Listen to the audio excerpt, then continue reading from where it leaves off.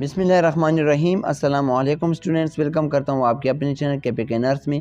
आज की इस वीडियो में हम कम्युनिटी हेल्थ नर्सिंग केम्यू 2017 का पास पेपर पढ़ने जा रहे हैं, जिसमें हम सिंपल आंसर की को नहीं क्लिक करेंगे बल्कि हम हर एक क्वेश्चन को एक्सप्लेन भी करेंगे ताकि आप लोगों को अच्छी तरीके से समझ आए और आप लोगों को रिलेटेड एमसीक्यूज भी क्लियर हो जाए। यहाँ पर कुछ टिक किए गए हैं, लेकिन इनमें कुछ गलत भी है जो आगे हम आगे जो भी गलत मैं आपको बताता चलूँगा। तो हमारे पास पहला एमसीक्यूज है question number 1। Noise pollution is one of the environmental pollution that have adverse effect on the health. The main effect of the noise pollution is dash.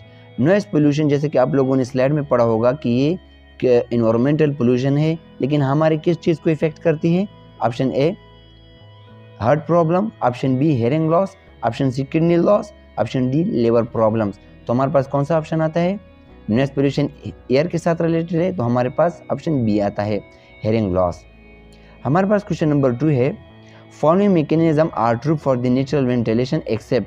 हमारे पास नेचुरल वेंटिलेशन के लिए सारे ट्रू है, लेकिन सिवाय किस चीज़ के? Option A diffusion of the gases, option B difference in temperature, option C propelling of the fresh air, option D wind. तो हमारे पास कौन सा ऑप्शन आता है? Option A diffusion of the gases. Natural ventilation diffusion of the gases इसमें नहीं होता। इसमें क्या होता है? फ्रेश एयर का एक्सचेंज होता है, और वो एयर होता है या वाइंड भी होता है, और टेम्परेचर डिफरेंस भी हो सकता है, लेकिन डिफ्यूजन गैसेस नहीं होता क्योंकि वो थ्रू होल होता है।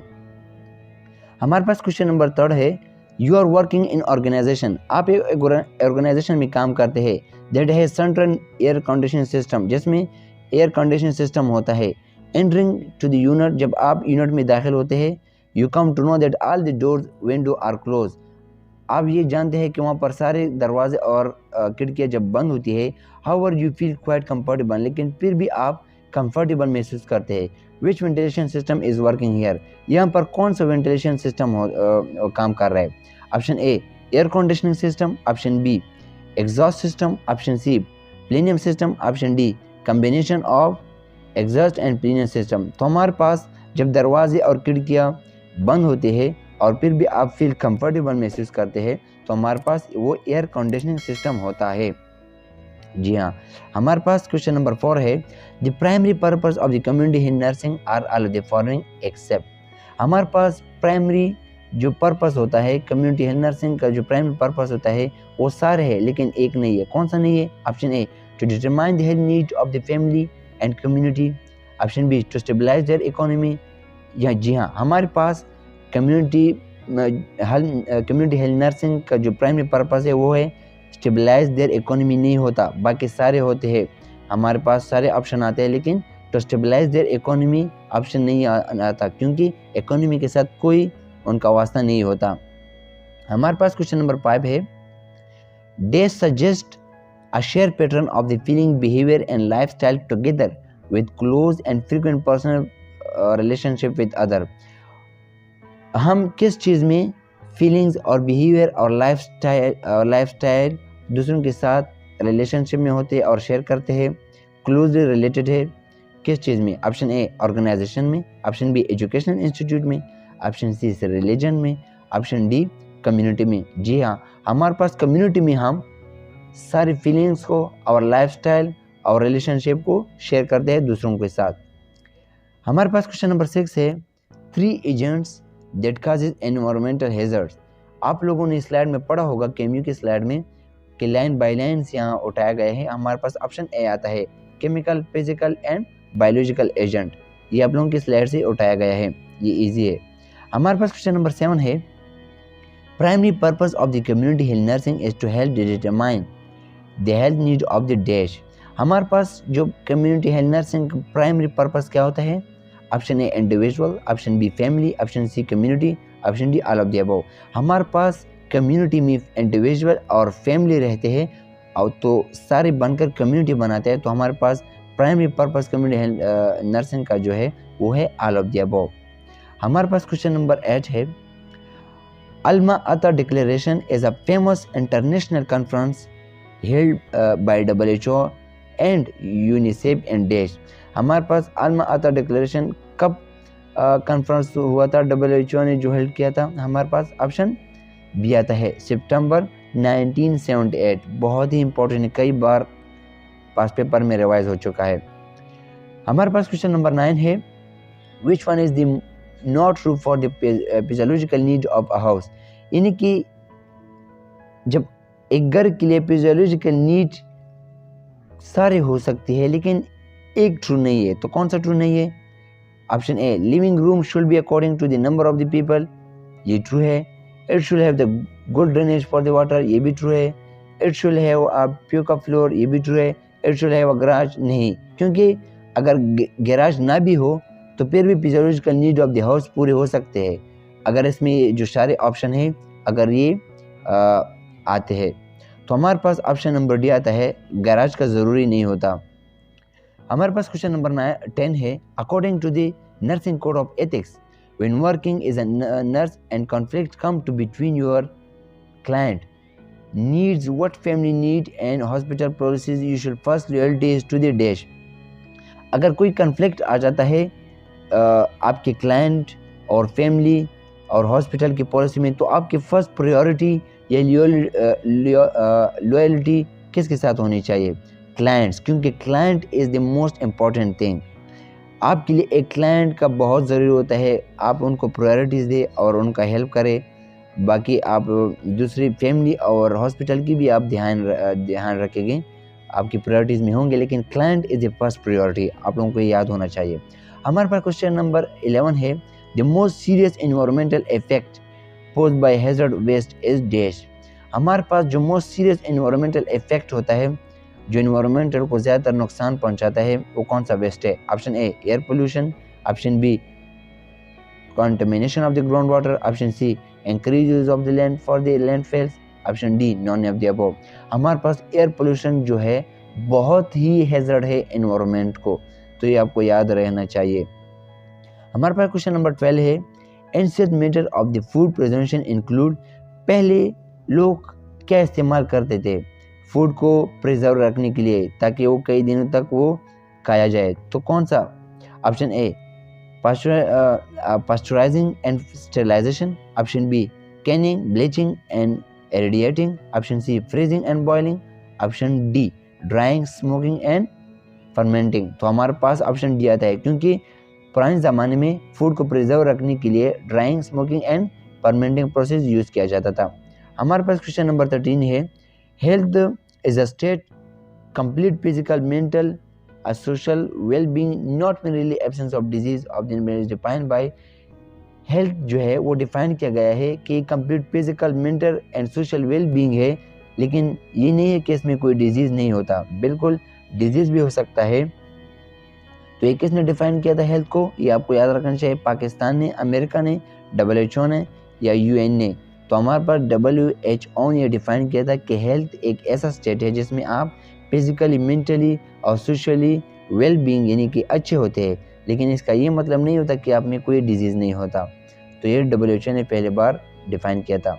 हमारे पास क्वेश्चन नंबर 14 है, the replacement of foul air by the supply of the fresh outdoor air is known as ventilation. ये आप लोगों को पता है, ईजी है। हमारे पास क्वेश्चन नंबर 15 है, how would you describe the characteristic of the health environment, healthy environment. आप किस चीज़ से हेल्थी एनवायरनमेंट को डिफाइन कर सकते हैं? Option A, pollution free fresh air. Option B, safe drinking water. Option C, proper waste disposal. Option D, all of the above. तो ये हमारे पास ऑल ऑफ द अबव आता है, ये भी आप लोगों को याद रखना चाहिए। हमारे पास क्वेश्चन नंबर 16 है, primary health care addresses and provide dash. Primary health care क्या प्रोवाइड करती है? ये आप लोगों को पता होगा क्योंकि ये लाइन बाय लाइन केम्यू की स्लाइड से उठाया गया है। Preventing and promoting care. Primary health care किस चीज़ से एड्रेस होती है, डिफाइन होती है? Preventing and promoting health care. हमारे पास क्वेश्चन नंबर 17 है, dash is the state of the complete physical, mental and social well being but not mere absence of disease. Infirmly a definition of the what. जैसे कि आप लोगों ने ऊपर के एमसीक्यूज में पढ़ा कि WHO ने हेल्थ को किस तरह डिफाइन किया था, तो ये सारा एक डेफिनेशन है जो WHO ने हेल्थ के लिए डिफाइन किया था, आप लोगों को याद रखना चाहिए। ऑप्शन सी आता है। हमारे पास क्वेश्चन नंबर 18 है, a client state that her cancer is the result of the punishment from the God for her science, this client will most likely B. यानी कि एक क्लाइंट को कैंसर है और वो ये कह रहा है कि ये तो सज़ा है अल्लाह की तरफ से, और वो ट्रीटमेंट को बिल्कुल तवज्जो नहीं देता, हत्ता कि उनको कैंसर है, तो वो किस तरह का ट्रीटमेंट ले रहा है। Option A, a passive recipient of the health care. Option B, readily complain to all aspects of the treatment regimen. Option C, interesting in the alternative therapy for the hair cancer. Option D, highly motivated to seek the health care.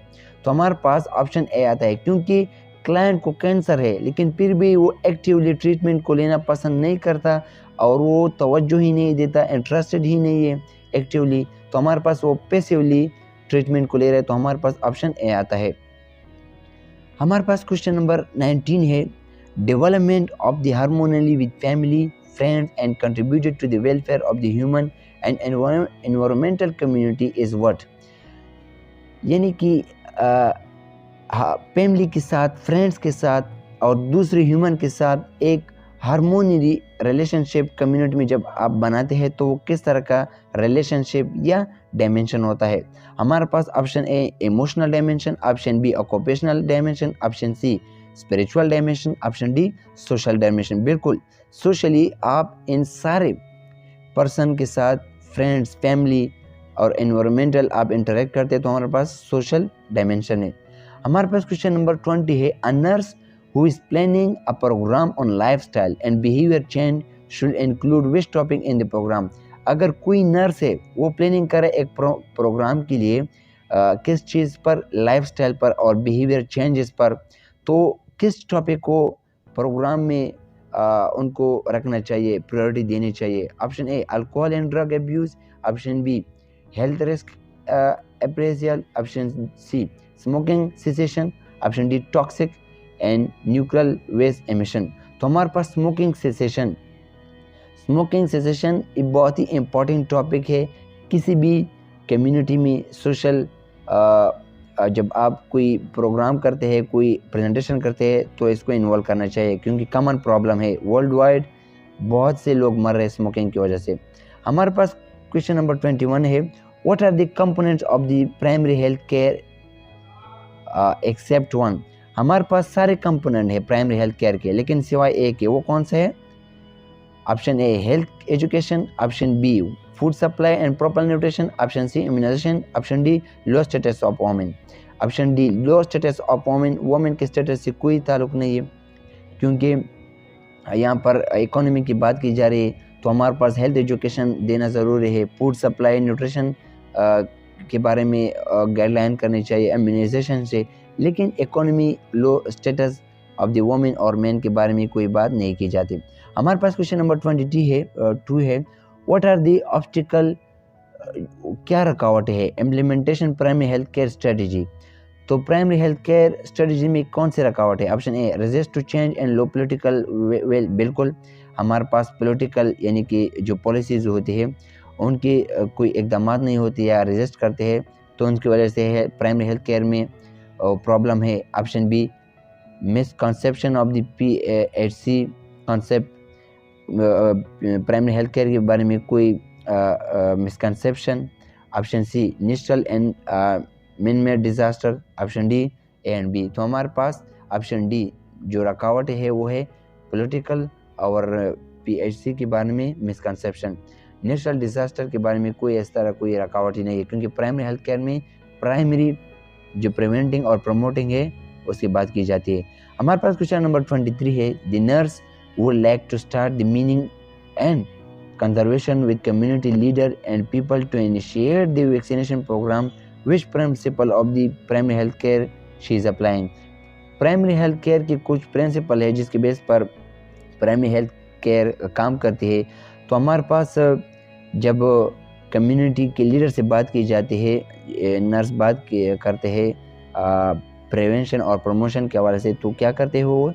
Option D community participation कर दे, क्योंकि वो चाहते हैं कि वो जो leader है, community के लीडर है, वो पार्टिसिपेट करे और हेल्प दे प्राइमरी हेल्थ केयर की स्ट्रेटजी या प्रिंसिपल को अप्लाई करने में किसी भी कम्युनिटी में।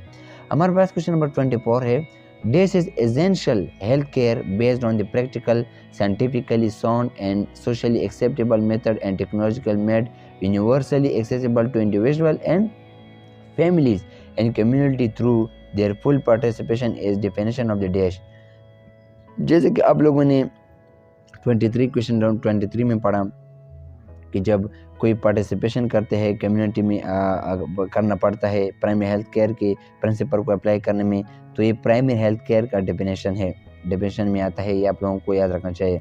हमारे पास क्वेश्चन नंबर 25 है, व्हाट विल बी और implementation modalities to address inadequacies in the primary and secondary health care services.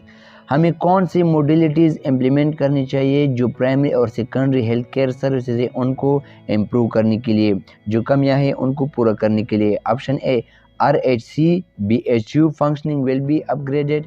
Option B, fulfil vacant post and eligible service to uni service population. Option C, give more living allowance to upper management. Option D, A and B। हमारे पास option यहाँ पर आता है बहुत A and B, क्योंकि जो rural area में है यानी कि विलेजेस एरिया में है उनको हॉस्पिटल को उनके सर्विसेज को अपग्रेड करनी चाहिए, और दूसरी जो ऑप्शन बी है, दूसरी बात जो इम्पोर्टेंट है, उनके जो पोस्ट होते हैं एलिजिबल और दूसरी सर्विसेज को उनको भी अपग्रेड करनी चाहिए, यानी कि पोस्टों को फुलमेंट करनी चाहिए। हमारे पास क्वेश्चन नंबर 26 है, is a document that provide blueprint of plan improvement in the overall national health scenario. वो डॉक्यूमेंट जो इज अ ब्लूप्रिंट काम करती है, जो बहुत ही इंपॉर्टेंट होती है ओवरऑल नेशनल हेल्थ सिनेरियो के इम्प्रूवमेंट में। तो हमारे पास वो कौन सी पॉलिसी आई है हेल्थ केयर है? Option A, national health policy. Option B, health care system. Option C, public health. Option D, none of the above. तो हमारे पास है national health policy. National overall जो हेल्थ पॉलिसी बनाते हैं वो इज़ अ ब्लूप्रिंट, बहुत ही इंपॉर्टेंट होती है ओवरऑल नेशनल हेल्थ सिनेरियो के इम्प्रूवमेंट में। तो हमारे पास ऑप्शन ए आता है। हमारे पास क्वेश्चन नंबर 26 है, व्हाट विल बी और implementation modality to promote greater gender equity in the health sector. हमें कौन से मॉडलिटीज़ को इम्प्लीमेंट करनी चाहिए जो कि मेल और फीमेल दोनों को इक्वली हेल्थ प्रोवाइड करने में मदद दे हेल्थ सेक्टर में। तो हमारे पास है option number D, both A and C, क्योंकि obstetrical facility and women friendly hospital in Pakistan, यानी कि वुमेन्स को, औरत को फ्रेंडली हॉस्पिटल में ट्रीट करनी चाहिए, यानी कि उनको भी इक्वली तवज्जो देनी चाहिए जैसे को मेल को। तो हमारे पास ऑप्शन ए है। और दूसरा ऑप्शन सी क्यों आता है? क्योंकि job opportunity will provide to women को भी जॉब अपॉर्चुनिटी प्रोवाइड करनी चाहिए इक्वली मैन एंड वुमेन को। इस तरह के जेंडर इक्विटी यानी जेंडर इक्वालिटी हेल्थ सेक्टर में वो होगी, इम्प्लीमेंट होगी। तो हमारे पास क्वेश्चन नंबर 28 है, population focus nursing practice require which of the following process. Population focus nursing practice require किस प्रोसेस के लिए होती है? ऑप्शन ए, कम्युनिटी ऑर्गेनाइजेशन के लिए। ऑप्शन बी, नर्सिंग प्रोसेस के लिए।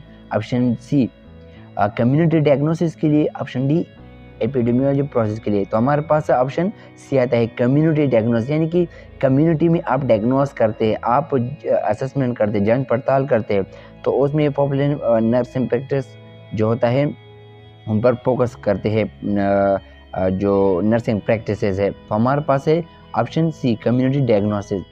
हमारे पास है question number 29, which of the following is the most prominent feature of the public health nursing. Public health nursing का सबसे वाज़ेह फीचर कैरेक्टरिस्टिक कौन सा होता है?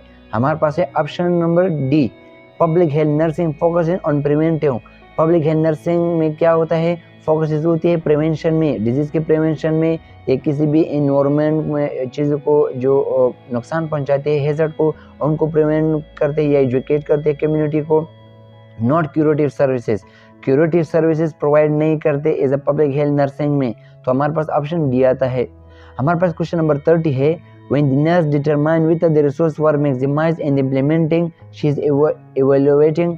अगर नर्स को ये पता चल जाता है कि चीज़ें इम्प्लीमेंटेशन में ज़्यादा होती जा रही है, मैक्सिमाइज होती जा रही है, तो हमारे पास क्या होता है? Option B, efficiency. तो हमारे पास एफिशिएंसी आ जाती है, यानी कि ज़्यादा मतलब ज़्यादा होती जाती चीज़ें, तो उसको हम क्या कहते हैं?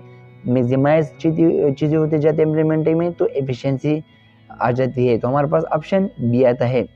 हमारे पास क्वेश्चन नंबर 31 है, the nurse would like to start the meeting and conversation with community leaders. Community leader के साथ क्या होता है? जब आप कम्युनिकेट करते हैं, बातें करते रहते हैं, and people to initiate the vaccination programme, किस चीज़ को स्टार्ट करने में? वैक्सीनेशन प्रोग्राम को स्टार्ट करने में। तो आप which principle of the PHC she is applying, तो वो कौन सा किरदार अदा करते हैं पब्लिक हेल्थ कम्युनिटी में, तो हमारे पास वो है कम्युनिटी पार्टिसिपेशन। आप क्या चाहते हैं कि कम्युनिटी के जो लोग हैं या लीडर्स हैं वो पार्टिसिपेट करें आपके साथ वो क्या करें, कम्युनिकेट करें, आप उनके साथ बातें करते रहते हैं तो वैक्सीनेशन प्रोग्राम में को इम्प्रूव करने के लिए या स्टार्ट करने में, तो आप चाहते हैं कि वो पार्टिसिपेट करें। तो हमारे पास है ऑप्शन डी। हमारे पास क्वेश्चन नंबर 32 है, व्हाट विल बी और implementation modality to address inadequacy in primary and secondary health care services. तो ये दोबारा रिपीट हो चुका है, हमने पहले ही पढ़ा है इसको कि रूरल विलेजेस एरियाज को क्या होनी चाहिए, अपग्रेड करनी चाहिए हॉस्पिटल को, विलेजेस के जो हॉस्पिटल होते हैं और पोस्ट होते हैं उनको भी फुलमेंट करनी चाहिए, पोस्ट को भी फुल करनी चाहिए। तो हमारे पास बहुत ए एंड बी आता है, लेकिन आज की इस वीडियो में हम 33 से डिस्कस करने वाले हैं 70 तक। तो हमारे पास क्वेश्चन नंबर 33 है, the overreaching goals for the healthy people 2010 are. जैसे कि आप लोग जानते हैं हेल्थी पीपल 2010 ये एक स्लोगन था, यूएस डिपार्टमेंट ऑफ हेल्थ ने इंट्रोड्यूस किया था 2010 में। इसमें कहा गया था कि प्रमोशन ऑफ द हेल्थ पर काम किया जाएगा और प्रिवेंशन ऑफ द डिजीज़ पर काम किया जाएगा। तो हमारे पास कौन सा ऑप्शन आता है इसमें, ऑप्शन ए आता है, क्योंकि यही स्लोगन था कि increase the quality and years of the healthy life, ज़िंदगी की क्वालिटी को इंक्रीज़ करना, अच्छा बनाना और आगे ज़िंदगी को अच्छी तरीके से गुजारना, and eliminate the health disparities, और जो भी डिजीज़ और जो भी एबनॉर्मेलिटी हो उनको क्या करना, कम करना। तो ये 2010 में यूएस डिपार्टमेंट ऑफ हेल्थ ने इंट्रोड्यूस किया था। हमारे पास ऑप्शन ए आता है। हमारे पास क्वेश्चन नंबर 34 है, the community health nurse assume the different rules while working with clients. Community health nursing में क्या होता है कि एक नर्स मुख्तलिफ रूल्स को क्या करता है, एज्यूम करता है, अप्लाई करता है, विद क्लाइंट्स डिस्कस करता है। As educator assessing the clients, as educator यानी कि कम्युनिटी हेल्थ नर्सिंग में एक आप एजुकेशन पर मतलब एज एजुकेटर भी काम करते हैं, आप टीचिंग भी करते हैं क्लाइंट के साथ, यानी कि उनको समझाना होता है और टीच करना होता है चीज़ों के बारे में। The client and the family with nutritional needs the nurse should.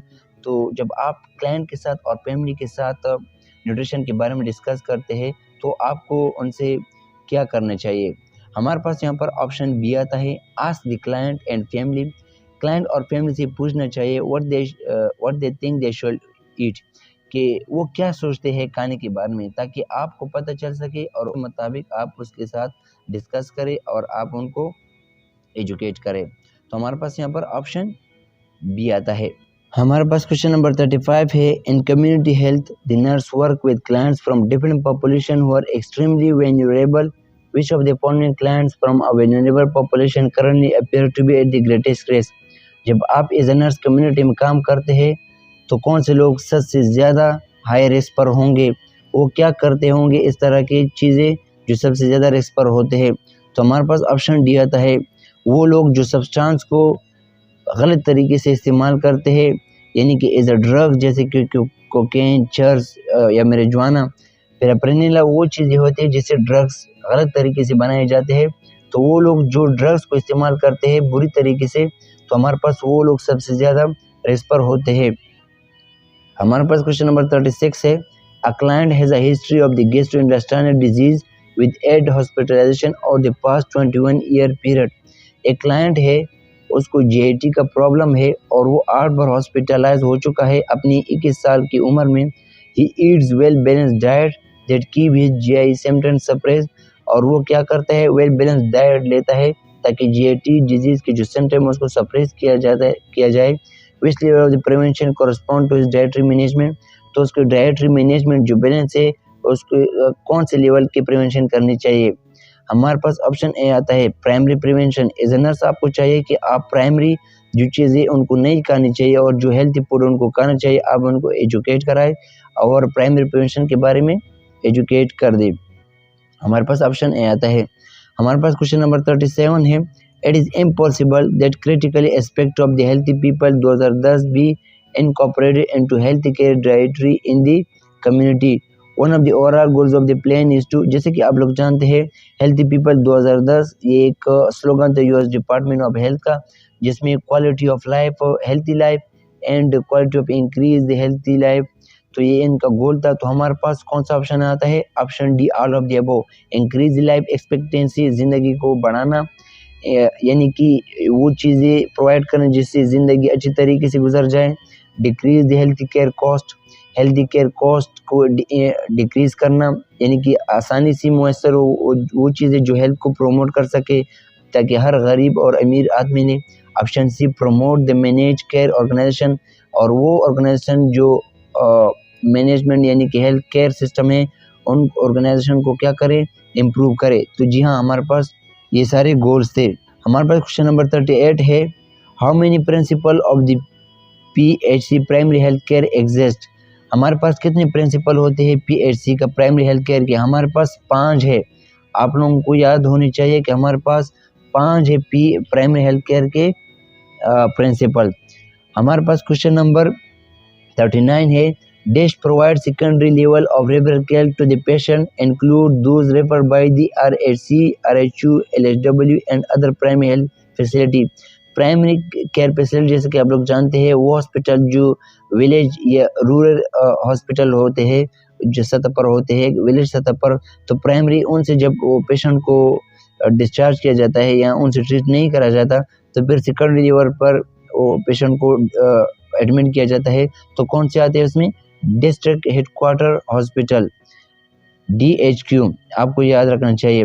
हमारे पास क्वेश्चन नंबर 40 है, the international conference on primary health care held in Alma Ata on which of the following date. Alma Ata, ये आपको याद रखना चाहिए कि international conference कब हुआ था? 6 to 12 सितंबर 1978। ये भी आप लोगों को याद रखना चाहिए, दोबारा रिपीट हो चुका है। हमारे पास क्वेश्चन नंबर 41 है, community health nurse is working in the community health centre, that is example of. Community health nurse क्या करते हैं? कम्युनिटी में काम करता है, और एक इस चीज़ का एग्जांपल है primary health care. Secondary health care में क्या होता है? हॉस्पिटल आते हैं और ट्रस्ट में मजीद फिर एडवांस होते जाते हैं, तो ये आपको याद रखना चाहिए। हमारे पास प्राइमरी हेल्थ केयर सतह पर हमारे पास फिर अल्मा आता डिक्लेरेशन आया है। हमारे पास क्वेश्चन नंबर 42 है, अल्मा आता डिक्लेरेशन फोकस ऑन किस चीज़ पर फोकस करता है? हेल्थ फॉर ऑल, ये एक स्लोगन है, आपको याद रखना चाहिए, हेल्थ फॉर ऑल, सबके लिए हेल्थ। हमारे पास क्वेश्चन नंबर 43 है, dash community sporadically populated and outside or far from the city और टाउन, जो सिटी और टाउन से बहुत ज़्यादा दूर होते हैं और गांव में होते हैं, गांव के एरियाज में, तो हमारे पास वो रूरल कम्युनिटीज़ है। और अर्बन कम्युनिटी जो सिटी में होते हैं, हमारे पास रूरल कम्युनिटी यहाँ पर आता है। हमारे पास क्वेश्चन नंबर 44 है, one of the following organisation provide registration licence to the health care provided to the practice. जब आप BSN से ग्रेजुएट यानी कि आपका BSN हो जाएगा तो पाकिस्तान नर्सिंग काउंसिल आपको क्या देगा? एक लाइसेंस देगा, जैसे जिसमें आप लिखा होगा कि आप रजिस्टर है, तो एक लाइसेंस प्रोवाइड करता है आपको PNC, पाकिस्तान नर्सिंग काउंसिल। हमारे पास क्वेश्चन नंबर 45 है, community health nurse apply the principle of the teaching and learning to promote the positive health action and to facilitate the behavioral change is performing the role of। जब community health nurse में क्या होता है? Nurse is a educator काम करता है, is a teacher. तो आप क्या करते हैं? आप दूसरों को टीचिंग देते हैं हेल्थ प्रोमोशन के बारे में और डिजीज प्रिवेंशन के बारे में, तो ये आप एजुकेटर काम करते हैं। हमारे पास क्वेश्चन नंबर 46 है, dash is serving as the directing coordinating authority for international matter and public health.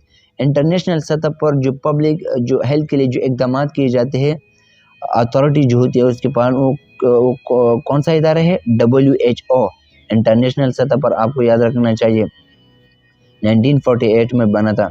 हमारे पास क्वेश्चन नंबर 47 है, one of the following organisation work to advance high ethical and professional standard among the nurses. तो हमारे पास कौन सा organisation है? Option B, international council of nurse, ICN भी कहा जाता है, ICN। वो कौन सा ऑर्गेनाइजेशन है जिसमें high ethical and professional standard nurse के लिए एक स्टैंडर्ड बनाए जाते हैं, एथिक्स। आप आगे जब सेमेस्टर में आएंगे तो आप लोगों को ये पढ़ाया जाएगा कि नर्सिंग के कुछ एथिक्स होते हैं, कुछ अखलाक होते हैं, वो ऑर्गेनाइज होते हैं या पब्लिश होते हैं ICN से, international council of the nurses. हमारे पास क्वेश्चन नंबर 48 है, which of the following is the indicator to monitoring the progress of the millennium development goal 1। Eradicate extreme poverty and hunger. तो ये आपको याद रखना चाहिए कि मिलेनियम डेवलपमेंट गोल ये 2015 में मेरे ख्याल में ये इंट्रोड्यूस किया गया था, जिसमें क्या कहता कि पॉवर्टी, गरीबी और हंगर वो स्टेज को कहा जाएगी जब पॉपुलेशन में एक आबादी में बिलो द $1 पर डे हो, यानी कि एक दिन में $1 से कम कमाई हो एक पॉपुलेशन की, तो हमारे पास ये पॉवर्टी में आएंगे। हमारे पास क्वेश्चन नंबर 49 है, proportion of the births attended by the skilled health personnel is the indicator to monitor the progress of the Millennium Development Goal। Millennium Development Goal इसके कुछ गोल 8 गोल है और यहाँ पर डिस्कस किया जा रहा है कि बर्थ के बारे में, कि बर्थ के जो मेन गोल है वो किस कौन से गोल में आए थे। गोल नंबर 5 में improve the maternal health, birth के साथ रिलेटेड यहाँ पर बात की जा रही है गोल के बारे में। तो यहाँ पर improve the maternal health birth से पहले माँ के पेट में जो बच्चा होता है और उसको इम्प्रूव करना, न्यूट्रिशन की शक्ल में या मेडिकेयर की। हमारे पास ऑप्शन सी आता है। हमारे पास क्वेश्चन नंबर 51 है, which of the following type of the primary health care initially focus on start work on the 4 vertical programs: growth monitoring, oral rehydration therapy, breastfeeding and immunization। तो हमारे पास option C आता है, comprehensive primary health care में oral rehydration therapy and breast feeding and immunisation आता है। तो आपको याद रखना चाहिए 4 वर्टिकल प्रोग्राम ग्रोथ मॉनिटरिंग में आता है। हमारे पास क्वेश्चन नंबर 52 है, is the environmental relates to each component, part, tissue, organ and the harmonious function within the body system। जैसे कि यहाँ पर बात बताई जा रही है कि इंटरनल टिश्यू ऑर्गन के बारे में बात की जा रही है with in the body system, तो हमारे पास इंटरनल एनवायरनमेंट आता है। ये तो आप मेरे ख्याल में आपको याद रखना चाहिए, इजी है। हमारे पास क्वेश्चन नंबर 53 है, abiotic environment consist of. Abiotic environment वो होता है जो बाहर एनवायरनमेंट होता है बॉडी से बाहर। तो हमारे पास लिथोस्फीयर, हाइड्रोस्फीयर, एटमॉस्फेयर, तो ये हमारे पास मुख्तलिफ लेयर्स है और ये बहुत इंपॉर्टेंट है किसी भी एनिमल्स के लिए, चाहे वो ह्यूमन हो या अदर एनिमल्स हो। हमारे पास क्वेश्चन नंबर 54 है, dash is the water which is physically, chemically and bacteriological suitable for the drinking, cooking, food preparation and washing without any potential danger to human health. वो water जो cooking और drinking और food के लिए मतलब easy इस्तेमाल की जाते हैं और सेहतियाब होते हैं, तो वो कौन सा पानी? Wholesome water. होलसम वाटर आपको याद रखना चाहिए कि ये ड्रिंकेबल वाटर है और इसमें हम कुकिंग के लिए भी इस्तेमाल किए जाते हैं वाटर और फूड के लिए भी। हमारे पास क्वेश्चन नंबर 55 है, which of the following is the main source of all water. हमारे पास main source of all water कौन है? रेन वाटर, क्योंकि ये नेचुरली भी होते हैं, नेचुरल वाटर है और सबसे ज़्यादा होते हैं। तो main source of water rain water होते हैं और रेन वाटर ही से रिवर बनते हैं और दूसरे स्ट्रीम बनते हैं। तो हमारे पास रेन वाटर यहाँ पर आता है। यहाँ पर रिवर्स क्रिएट किया गया है लेकिन यहाँ पर रेन वाटर आता है। हमारे पास आपको कौन सा लग रहा है आप कमेंट कीजिए। हमारे पास क्वेश्चन नंबर 56 है, in which of the following water self purification occur by natural process of purification such is dilution, sedimentation, एडेंटेशन, ऑक्सीडेशन, सनलाइट। हमारे पास कुदरती तौर पर सेल्फ प्यूरिफिकेशन कौन सी वाटर की होती है? ऑप्शन ए रेन वाटर। एक ख़ास हद तक रेन वाटर साफ सुथरे प्यूरिफाइड और सेडिमेंटेशन उसकी होती है सनलाइट की मौजूदगी में। लेकिन जब एक ख़ास लेयर से नीचे आते हैं तो वहाँ पर इसमें एसिडिटी बढ़ जाती है और ये पीने के काबिल नहीं होता। तो हमारे पास rain water by natural pure हो सकते हैं। हमारे पास क्वेश्चन नंबर 57 है, in rural community people were suffering from the water borne disease due to which the morbidity and mortality rate were increase day by day. To find out the cause of the disease, community health nurse visited the community and she observed that the community people are using dash water without boiling it। गांव के areas में rural community people यानी कि वो लोग जो गांव में रहते हैं वाटर बोर्न डिजीज से बहुत ज़्यादा सफ़र होते हैं क्योंकि उनके वाटर गंदा होता है। जब आप as a nurse, community health nurse visit करते हैं उनकी कम्युनिटी में तो आपको क्या पता चल जाता है कि वो कौन सा पानी इस्तेमाल करता है पीने के लिए बगैर बॉइलिंग की हुई है, जिसकी वजह से वाटर बोर्न डिजीज़ होते हैं। तो कौन सा ऑप्शन आता है? ऑप्शन सी सरफेस वाटर, क्योंकि विलेज एरियाज में, रूरल एरियाज में लोग सरफेस वाटर इस्तेमाल करते हैं जो बहुत ही गंदा होता है, जिसकी वजह से डिजीज ट्रांसमिट होते हैं और ह्यूमन में। क्वेश्चन नंबर 58 है dash in the water consume all of the oxygen in the water leading to suffocation for the water organism. Suffocation किसे कहा जाता है? सफोकेशन ब्रीथिंग प्रॉब्लम को कहा जाता है। वो ऑर्गेनिज्म जो वाटर में रहते हैं जिसे ब्रीथ की प्रॉब्लम होती है, किसकी वजह से, कौन से प्रोसेस की वजह से? यूट्रिफिकेशन, ऑप्शन ए आता है। यूट्रिफिकेशन वो प्रोसेस होता है जिसमें कुछ एलिमेंट्स है जैसे कि फास्फोरस, नाइट्रेट्स वगैरह, तो वाटर से ऑक्सीजन को कंज्यूम करता है। और जैसे कि आप लोग जानते हैं कि वाटर एनिमल भी ऑक्सीजन लेते हैं तो उनको ब्रीथिंग का प्रॉब्लम हो जाता है। हमारे पास क्वेश्चन नंबर 59 है which of the following is the source of the water pollution. Water pollution का कौन सा सोर्स है? Which is located specific places, जो स्पेसिफिक प्लेसेस पर मुश्तमिल होता है। Easy to identify, monitor and regulate, आसानी तरीके से उसको आइडेंटिफाई किया जाता है और रेगुलेट किया जा सकता है। हमारे पास ऑप्शन सी आता है, नाम से जाहिर होता है पॉइंट सोर्स वाटर पोल्यूशन।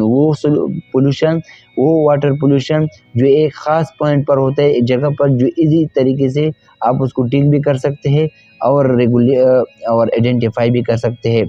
हमारे पास ऑप्शन सी आता है। क्वेश्चन नंबर 60 है dash materials are poisonous to most of the aquatic life. Aquatic life वो ऑर्गेनिज्म जो पानी में रहते हैं उसके लिए कौन से सबसे ज़्यादा डेंजरस है? कैन मेक देम इनफर्टाइल, जो उनको इनफर्टाइल बनाती है, यानी कि वो बच्चे पैदा नहीं कर सकते, जिसकी वजह से इवेंचुअली काज डेथ, और जिसकी वजह से आखिरकार मर भी जाते हैं। तो किसकी वजह से? हमारे पास ऑप्शन बी आता है केमिकल वाटर पोल्यूशन। जब वाटर में कोई केमिकल होते हैं तो उसकी वजह से वो एनिमल जो वाटर में रहते हैं उनको डेथ भी काज हो जाती है और इनफर्टाइल भी हो जाते हैं।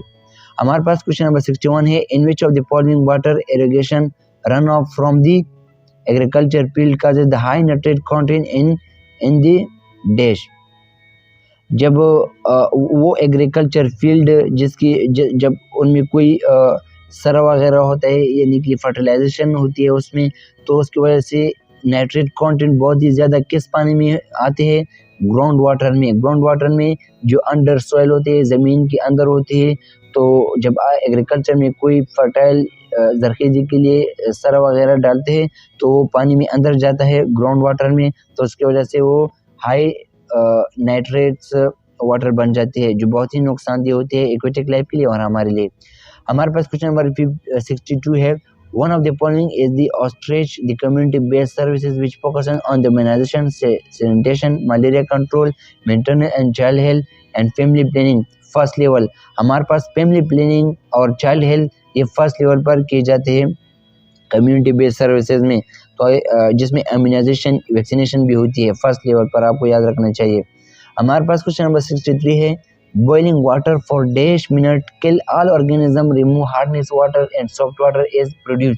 हमारे पास पानी को कितनी देर तक बॉईल करनी चाहिए जिसकी वजह से ऑर्गेनिज्म भी किल होते हैं उसमें और पानी ड्रिंकेबल बन जाता है, हम पी सकते हैं उस पानी को।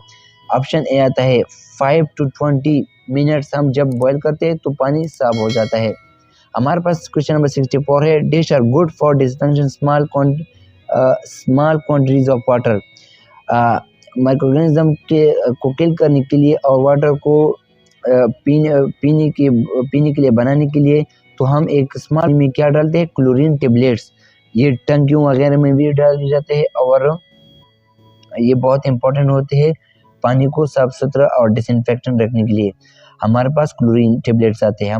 हमारे पास क्वेश्चन नंबर 66 है dash latrine are most appropriate in situation where a large number of the latrine must be constructed repeatedly and where pit are difficult to dig either because of the ground condition or the lack of the labour force. जहाँ पर ज़्यादा लेट्रिन्स की ज़रूरत होती है, एक community में बहुत ही कम टाइम में ज़्यादा लेट्रिन बनाने होते हैं, तो वो है कौन सी लेट्रिन बनानी चाहिए? Water seal type of latrine. इस तरह की लेट्रिन जो बहुत ही कम वक्त में लोगों को ज़रूरतों को पूरा कर सकती है, यानी कि जैसे ज़्यादा लेट्रिन बनाए जा सकते हैं। हमारे पास वो ऑप्शन ए आता है dash is the food preserving process that consist of the removing the food water which effectively inhibit the growth of the micro organism. वो कौन सा फूड प्रिजर्विंग प्रोसेस है जिसमें वाटर को रिमूव किया जाता है ताकि फूड जो है ज़्यादा दिनों तक प्रिजर्व रहे? हमारे पास ऑप्शन ए आता है ड्राइंग प्रोसेस, जिसमें वाटर को रिमूव किया जाता है फूड से ताकि वो फूड को प्रिजर्व किया जाए। हमारे पास क्वेश्चन नंबर 66 है, the elimination of the all micro organism through extending boiling heating temperature which much higher than the boiling or through this use of the certain chemical. वो कौन सा प्रोसेस है जो बहुत ही ज़्यादा टेम्परेचर दिया जाता है, हत्ता कि बॉइलिंग से भी ज़्यादा, और शायद कुछ केमिकल भी यूज़ की जाए। तो हमारे पास कौन सा प्रोसेस है? Sterilisation process. तो हमारे पास है question number 69, one of the following is the food borne viral disease. हमारे पास कौन सा फूड बोर्न डिजीज है, यानी कि खुराक की वजह से हमारे बॉडी में एंटर होती है और वायरल डिजीज भी हो? Hepatitis A virus, option C आता है, क्योंकि हेपेटाइटिस ए डिजीज जो है ये तरह का डिजीज है जो वायरल है और फूड बोर्न डिजीज भी है। हमारे पास लास्ट एमसीक्यूज है, which of the following are the common symptom of the food borne disease. हमारे पास फूड बोर्न डिजीज के साइन एंड सिम्टम कौन से होते हैं? ऑप्शन बी आता है, नाउजिया, यानी कि जिसमें हम फैटिग फील करते हैं, अच्छा फील करते हैं, एंजाइटी फील करते हैं, नाउजिया, वोमिटिंग, वैसे भी आप जानते हैं डायरिया जीआईटी डिजीज है। तो ये हमारे पास 3 टर्म आप लोगों को याद रखने चाहिए फूड बोर्न डिजीज के हवाले से।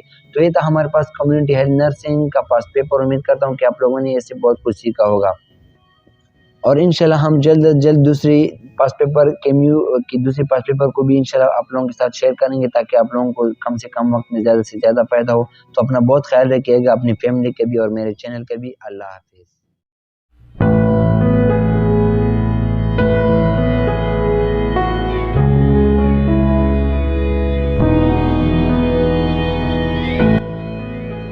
तो आइए स्टार्ट कर लेते हैं क्वेश्चन नंबर 1 से।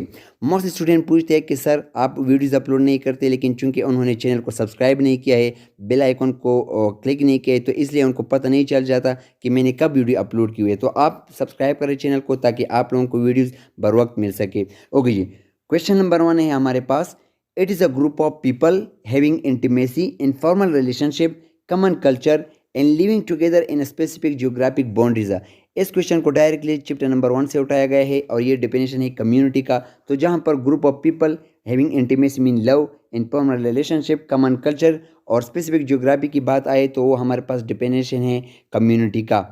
क्वेश्चन नंबर 2 है हमारे पास, it is a science and art of preventing disease, prolonging life and promoting health norms. तो ये सारी प्रॉपर्टीज़ साइंस है जिसमें हम प्रिवेंशन ऑफ डिजीज़ पढ़ते हैं या प्रोलॉन्ग लाइफ की हम स्टडी करते हैं या हेल्थ को प्रमोट करने की कोशिश करते हैं। तो वो कौन सा ब्रांच है? Community health. तो ये भी हमारे पास सिंपल से एमसीक्यूज है और कई बार रिवाइज होता है। ओके जी, क्वेश्चन नंबर 3 है, dash is characterise by high population density and vast human feature in comparison to the area surrounding it. तो ये अर्बन का डेफिनेशन है, मीन्स सिटीज़ जहाँ पर ज़्यादा गुंजानाबाद आबादी होती है, पॉपुलेशन होते हैं, तो उसको हम अर्बन एरियाज़ कहते हैं। आप याद रख सकते हैं यू मीन्स यूनिवर्सिटी, जहाँ पर ज़्यादातर बड़े बड़े यूनिवर्सिटी होती है, तो इसको हम अर्बन एरिया कहते हैं। ओके जी, क्वेश्चन नंबर 4 है, रूरल करेक्टराइज आर डैश। जो विलेजेस या रूरल एरियाज़ होते हैं जहाँ पर गाँव वाले लोग रहते हैं, तो वो कौन से उसके खसूसियात है? जॉइंट फैमिली, जी हाँ, लेस ऑफ लव मैरिज, वहाँ पर लव मैरिज ज़्यादातर नहीं होती, अरेंज मैरिज कल्चर होता है। वोमेन लिटरेसी इज लेस और ज़्यादातर वोमेन अनएजुकेटेड होते हैं। तो ये सारे हमारे पास करेक्टरिस्टिक है रूरल कम्युनिटी के। ओके जी, आगे हमारे पास है question number 5, urban characterise are present in below except. सारे हमारे पास अर्बन जो सिटी के लोग हैं वो करेक्टरिस्टिक है, लेकिन एक नहीं है। वो कौन सा नहीं है? Neighbourhood is important. ज़्यादातर शहरी इलाकों में पड़ोसियों का या उस तरह की आना जाना लेन देन नहीं होता, तो उसकी वजह से ये अर्बन का एक खसूसियात है। हाँ, न्यूक्लियर फैमिली हमारे पास होती है, वहाँ पर women literacy is high, women educated होती है, लेस सेंस ऑफ फीलिंग, और ये सारे हमारे पास करेक्टरिस्टिक है अर्बन एरियाज़ के। तो ईजी एमसीक्यूज है लेकिन बहुत इंपॉर्टेंट है, कई बार ऐसे एमसीक्यूज आते हैं। क्वेश्चन नंबर 6 है, in the history of the community health nursing early home care stage before. ये भी हमारे पास स्लाइड से डायरेक्टली आया है, मिड 1800। तो यह मैंने आप लोगों को ऑलरेडी पढ़ाया है कि कौन से एरा कम्युनिटी में गुजरे हुए हैं, तो वो सारे हमने डिटेल में पढ़े हैं। अगर आप अपनी वीडियो ना देखिए तो आप लोगों को लिंक मिल जाएगा। क्वेश्चन नंबर 7 है, द एक्ट और profession of a person who teaches. तो सिंपल ये तो एक टीचर की खसूसियात है कि वो क्या करता है? टीच करता है। हमारे पास है टीचिंग। क्वेश्चन नंबर 8 है, principle of the teaching and learning are dash. तो जो मेन प्रिंसिपल है टीचिंग और लर्निंग का वो क्या है? ऑर्गेनाइजेशन एंड स्ट्रक्चर, बिल्कुल। रेडीनेस बिल्कुल, मोटिवेशन जहाँ पर वांट, नीड्स एंड इंस्पायरेशन होता है। तो ये सारी चीज़ें हमारे पास प्रिंसिपल है टीचिंग एंड लर्निंग के। तो ये भी सिंपल से MCQs है, अपने साथ नोट करते जाइए। क्वेश्चन नंबर 9 है teaching strategies are dash. Teaching हम किन के ज़रिए प्रोवाइड कर सकते हैं स्टूडेंट को?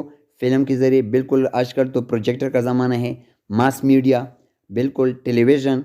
तो ये सारे हमारे पास टीचिंग स्ट्रेटजीज है। Question number 10, it is a complete state of physical, mental and well being, not merely the absence of disease or infirmity. तो ये हमारे पास डायरेक्टली डिपेंडेशन है किसका? हेल्थ का। हेल्थ का मतलब होता है कि आपका एक कंप्लीट स्टेट होता है, आप फिजिकली भी फिट होते हैं, मेंटली भी well being.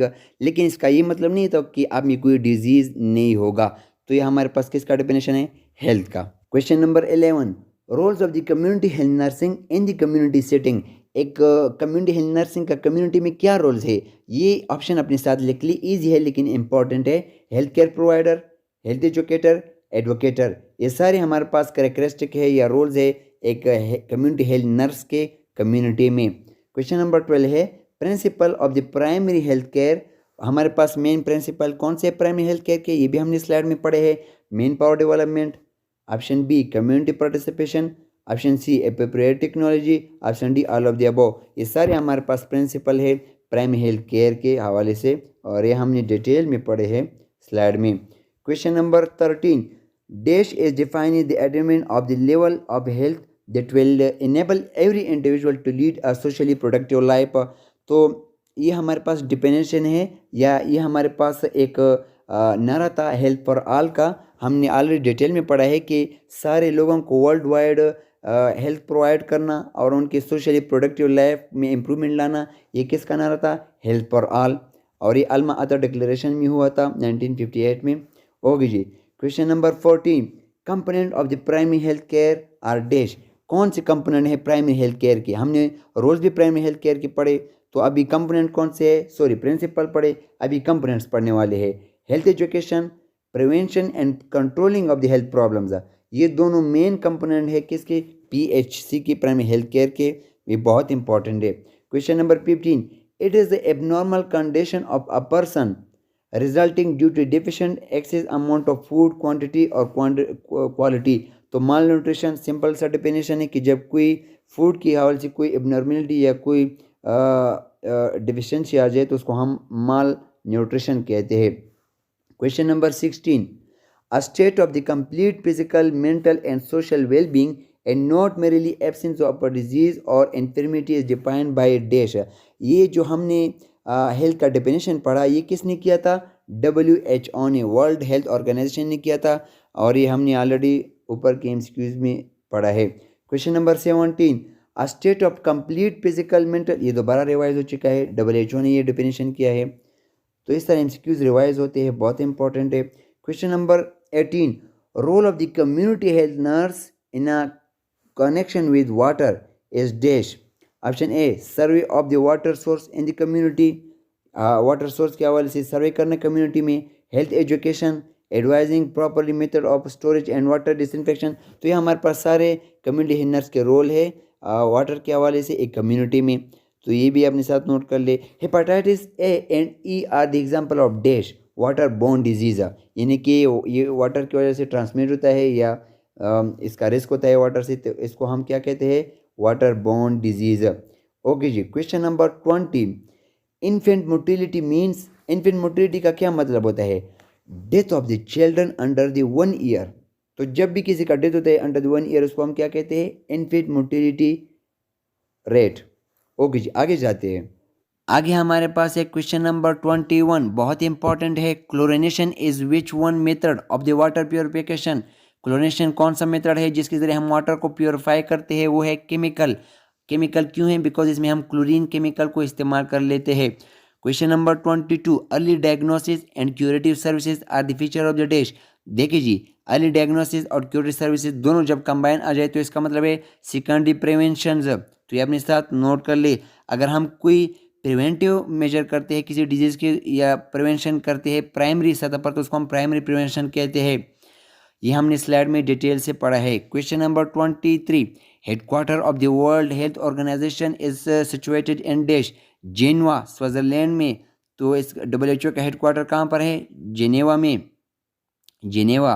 Question number 24, safe और wholesome drinking water having the characteristic of what? तो सेफ होलसेम ड्रिंकिंग वाटर के क्या कैरेक्टरिस्टिक है? प्लेजेंट टेस्ट, अच्छा टेस्ट होना चाहिए, free from harmful chemical substances, free from the pathogenic organism. तो ये तो सिंपल सी बात है, ऑप्शन डी। आगे हमारे पास है question number 25, which one is the social problem of Pakistan? Pakistan में कौन सी सोशल प्रॉब्लम है? ओवर पॉपुलेशन, बिल्कुल। पॉवर्टी भी है, माल न्यूट्रिशन भी है। तो ये सिंपल सा क्वेश्चन है कि सारे प्रॉब्लम है, सोशल प्रॉब्लम है ऑफ पाकिस्तान। तो यहाँ तक हमने टोटल 25 MCQs को पढ़ा विद एक्सप्लेनेशन। इंशाल्लाह हम नेक्स्ट वीडियो में 25 से आगे डिटेल में पढ़ने वाले हैं, नेक्स्ट पार्ट में, पार्ट नंबर 2 में। तो उम्मीद करता हूँ कि वीडियो आपको पसंद आया होगा। अगर पसंद आए तो लाइक करना वीडियो को, चैनल को सब्सक्राइब करना, अपने दोस्तों के साथ शेयर करना।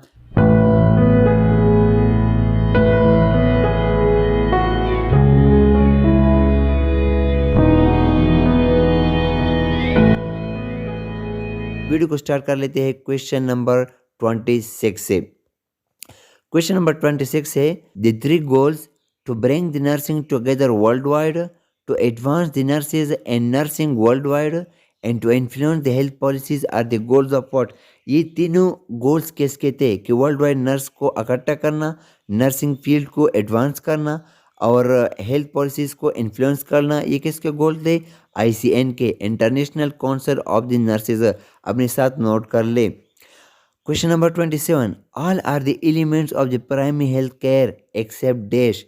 ये सारे हमारे पास प्राइमरी हेल्थ केयर के एलिमेंट्स है, लेकिन एक के अलावा, वो है कम्युनिटी पार्टिसिपेशन, क्योंकि ये कम्युनिटी हेल्थ नर्सिंग का एलिमेंट्स है। तो ये तीनों अपने साथ नोट कर ले। Health education, maternal child health, immunization and nutrition, ये सारे हमारे पास एलिमेंट्स है प्राइमरी हेल्थ केयर के। हमने डिटेल में पढ़े हैं स्लाइड में। Question number 28, the person harbours the pathogenic organism without actually suffering from the infection is called? Option B, carrier. वो पर्सन जिसमें ख़ास किस्म का पैथोजन रहता है, लेकिन उस पैथोजन से उस पर्सन को कोई इन्फेक्शन काज नहीं होता, लेकिन जब दूसरे पर्सन के कांटेक्ट में वो पैथोजेनिक पर्सन आए तो उस पर्सन में वो पैथोजन ट्रांसफ़र करेगा और उसको वो इन्फेक्ट करेगा। तो उस पर्सन को हम क्या कहेंगे? कैरियर। अपने साथ नोट कर ले। Question number 29, the following are the epidemic disease except. ये सारे हमारे पास एपिडेमिक डिजीज़ है, लेकिन हाइपरटेंशन नहीं है। अपने साथ नोट कर ले। हमने एपिडेमिक, एंडेमिक एंड पेंडेमिक को डिटेल में एक्सप्लेन किया है स्लाइड में कि वो कौन कौन से डिजीज़ है जो कि एपिडेमिक है। तो अपने साथ नोट कर ले। कॉलरा, मीजल्स, चिकन पॉक्स, और इसके लिए आप फॉर्मूला याद रख सकते हैं, CMC। ये सारे हमारे पास क्या है? एपिडेमिक है, और हाइपरटेंशन नहीं है। अपने साथ नोट कर ले। Question number 30, when water appears on the first impervious layer the dug well is called dash. वो डेगवेल जिसका पानी ऊपर से, यानी कि फर्स्ट इम्पेरियस लेयर पर नजर आता, फर्स्ट लेयर पर, तो उसको हम क्या कहते हैं? शैलो वेल, यानी कि शैलो वाटर। तो ये तो बहुत ईजी MCQs है। Question number 31, disease is cause by interaction of the following 3 factor. Disease कौन से 3 फैक्टर के इंटरेक्शन से काज होता है? Option A agent, option B environment, option C temperature. बिल्कुल, हमारे पास टोटल 3 फैक्टर है जो कि डिजीज़ को काज करता है। वो है एजेंट और होस्ट और इन्वायरमेंट। यानी कि इन्वायरमेंट में एक एजेंट होता है, एक वायरस या बैक्टीरिया पाया जाता है, और वो होस्ट को इन्फेक्ट करता है पर्सन को, तो इसकी वजह से एक डिजीज़ काज होता है। तो ये सारे हमारे पास 3 फैक्टर्स है डिजीज़ काज करने के। तो यहाँ पर हमारे पास जो ऑप्शन नहीं आता वो है temperature. Question number 32, waste like paper, wood and fruits are the example of dash biodegradable. अपने साथ नोट कर ले। ये जो पेपर है, वो वुड है, फ्रूट्स है, ये सारे हमारे पास बायो मीन्स लाइफ के साथ रिलेटेड है, तो ये हमारे पास बायोडिग्रेडेबल वेस्ट है। आगे हमारे पास है question number 33, methods which remove all the suspended impurities from the water and removes 98 to 99% of the pathogen is called dash। वो कौन सा प्रोसेस है जिसमें आप नोट कर ले कि सस्पेंडेड इम्प्योरिटीज़ के बारे में बात की जा रही है कि उसमें हम वाटर से कितने % रिमूव कर सकते हैं पैथोजन को, 98 to 99%। तो वो प्रोसेस है फिल्ट्रेशन मेथड, फिल्ट्रेशन प्रोसेस, अपने साथ नोट कर ले। Question number 34, the philosophy of the community health nursing is based on dash. CHN की फिलोसफी किस बेस पर होती है? प्रिवेंशन करना एंड प्रमोशन करना हेल्थ का, एंड रिस्टोरिंग करना और रिहेबिलिटेशन करना, यानी कि दोबारा हेल्थ को रिकवर करना। ये तीनों हमारे पास फिलोसफी है CHN के, या CHN बेस फिलोसफी इन तीनों के बेस पर है। आगे हमारे पास है question number 35, community health nurse perform the all the health care activities, first aid measure, nursing care and nursing intervention in the community, this role is known as. एक community health nurse क्या करता है? Health care को provide करता है, first aid को या nursing intervention community में देता है। तो किसका रोल प्ले करता है? क्लेकियन का, क्लिनिकल से निकला है क्लेकियन का। Question number 36, the principal of the home visiting include all except. वो सारे हमारे पास जो एक नर्स घर में जाके प्रोवाइड करता है, लेकिन एक चीज़ नहीं करता, वो कौन सा है? डोंट लिसन टू देम, यानी कि वो घर वालों को नहीं सुनता या मरीज़ को नहीं सुनता। तो ये तो बिल्कुल गलत है। बाकी विजिट करते हैं, प्रायोरिटी बेस, रिस्पेक्ट करते हैं सोशल वैल्यूज एंड बिलीव्स को, develop in the interpersonal relationship. तो ये हमारे पास राइट है सारे। Question number 37, to change the health practices of the community through health education involve dash. एक कम्युनिटी में हम हेल्थ प्रैक्टिस के हवाले से जो चेंजेस लाते हैं वो किसकी वजह से लाते हैं? हेल्थ एजुकेशन के हवाले से। तो वो कौन से चेंजेस है हेल्थ की वजह से जो लाते हैं? कम्युनिकेशन, लोगों के साथ कम्युनिकेट करना, लोगों को हेल्थ के हवाले से मोटिवेट करना, एंड लोगों में अवेयरनेस लाना ताकि वो डिसीजन कर सके अपनी हेल्थ के हवाले से। तो ये सारे हमारे पास क्या है? हेल्थ प्रैक्टिस है कम्युनिटी में थ्रू हेल्थ एजुकेशन। आगे हमारे पास है question number 38, in the types of the community assessment windshield survey is dash. Windshield survey का मतलब है डायरेक्ट ऑब्जर्वेशन करना, कम्युनिटी में एक सर्वे करना थ्रू विजुअल प्रोसेस। तो ये किसके साथ फेमिलियर है? फेमिलियराइजेशन टू द कम्युनिटी, यानी कि कम्युनिटी के हवाले से जानना है, उनके ज़रूरियात के हवाले से, पॉवर्टी के हवाले से, हेल्थ के हवाले से। तो ये हमारे पास विंडशील्ड सर्वे कम्युनिटी में परफॉर्म की जाती है। ओके जी, आगे है question number 39, a method of health education in which a series of speeches on a selected topic and each person present in aspect of the subject is called symposium। symposium का मतलब होता है कि जब एक टॉपिक पर कई author नज़रियात पेश करे या कॉन्फ्रेंस की शक्ल में उसको टॉपिक को डिस्कस करे, तो उसको हम क्या कहते हैं? सिम्पोजियम। एंड ब्रेनस्टॉर्मिंग, जब न्यू आइडियाज़ को डिस्कस किया जाए। तो यहाँ पर right option is symposium. Question number 40, a type of latrine in which excreta falls into a tank in which aseptic action take place is called which latrine। तो वो latrine जिसमें जो फीसेस होते हैं, एक्सक्रेटा होते हैं, डायरेक्टली इनटू टैंक जाता है जिसमें पानी भी होता है, तो उसको हम एक्वा प्राइवी कहते हैं। इसमें कामूड नहीं होता, लेकिन एक डायरेक्टली एक होल होता है जिसके ज़रिए फीसेस जाते हैं अंदर टैंक में, तो उसको हम एक्वा प्राइवी कहते हैं। Question number 41, which of the following is in arthropod borne disease. कौन सा हमारे पास आर्थ्रोपोड बोन डिजीज है? यानी कि जिसमें एजेंट आर्थ्रोपोड होता है। आर्थ्रोपोड का मतलब है इनवर्टेब्रेट, और उसकी वजह से डिजीज काज होता है। Chicken pox is arthropod borne disease. Okay जी, और ये जोस्टर वायरस से काज होता है। Question number 42, which of the following is not transmitted by the faecal oral route. वो कौन सा डिजीज है जो कि फीकल ओरल रूट यानी कि फीसिस से ट्रांसमिट नहीं होते? और वो है हमारे पास KURU, क्योंकि ये प्रोटीन से काज होता है और ये ट्रांसमिट नहीं होता फीकल ओरल रूट से। दूसरी जो हमारे पास है viral gastroenteritis, hepatitis A, hepatitis E, ये हमारे पास फीकल ओरल रूट के जरिए ट्रांसफ़र होता है। ओके जी, question number 43, influenza viruses are classified into the group based on the dash antigen of their protein codes. तो इन्फ्लुएंजा वायरस को किस बेस पर डिवाइड किया गया है? प्रोटीन कोड के बेस पर। There are 2 types of the protein codes in the influenza virus. Number 1 hemagglutinin यानी कि H, और न्यूरोमाइनोडियासिस यानी कि N। तो यहाँ हमारे पास N है, तो ये अपने साथ नोट कर ले, ये हमारे पास न्यूरोमाइनोडियासिस प्रोटीन कोड है इन्फ्लुएंजा में। Question number 44, the genetic material in the influenza viruses is dash. Protein अपने साथ नोट कर ले, the genetic protein in the influenza viruses is protein. Question number 45, the virus cause yellow fever first spread to the dash. तो पहला जो ये yellow fever virus होता है वो कहाँ पर पहुँच जाता है? लेवर में, और वहाँ पर जॉन्डाइस डिजीज़ को भी काज करता है जिसकी वजह से स्किन कलर येलो हो जाता है। तो येलो फीवर वाला वायरस कहाँ पर जाता है, लिवर में, वहाँ डैमेज काज करता है। Question number 46, which group is most risk for acquiring AIDS. AIDS में कौन से पेशेंट या कौन से लोग हमारे पास रिस्क पर होते हैं। Option C, homosexual and bisexual man. अपने साथ नोट कर ले, यानी कि जो होमोसेक्सुअल होते हैं और बाइसेक्सुअल होते हैं उनमें एड्स के ज़्यादा केसेस पाए जाते हैं। Question number 47, which has been called the kissing disease. कौन सी डिजीज़ को हम किसिंग डिजीज़ भी कहते हैं। अपने साथ नोट कर ले, मोनोन्यूक्लियोसिस। मोनोन्यूक्लियोसिस ये कॉन्टीजियस डिजीज़ है, एप्स्टीन बार वायरस से काज होता है, यानी कि EBV वायरस से काज होता है और ये मौत टू मौत की वजह से ये ट्रांसफ़र होता है और इसलिए हम इसको किसिंग डिजीज़ भी कहते हैं। Question number 48, which of the following is cause by DNA virus. Herpes, ये अपने साथ नोट कर लिया, herpes is also cause by DNA virus. Second last MCQ है 49, which hepatitis is sometimes called the serum hepatitis. कौन सी hepatitis को हम सीरम हेपाटाइटिस भी कहते हैं, हेपाटाइटिस B वायरस। अपने साथ नोट कर ले। और हेपाटाइटिस B वायरस की वजह से एक दूसरा लास्ट MCQ है, the hepatitis D virus has be special dependent upon which hepatitis virus. तो हेपाटाइटिस B वायरस कौन से हेपाटाइटिस वायरस पर डिपेंड करता है, हेपाटाइटिस B वायरस पर।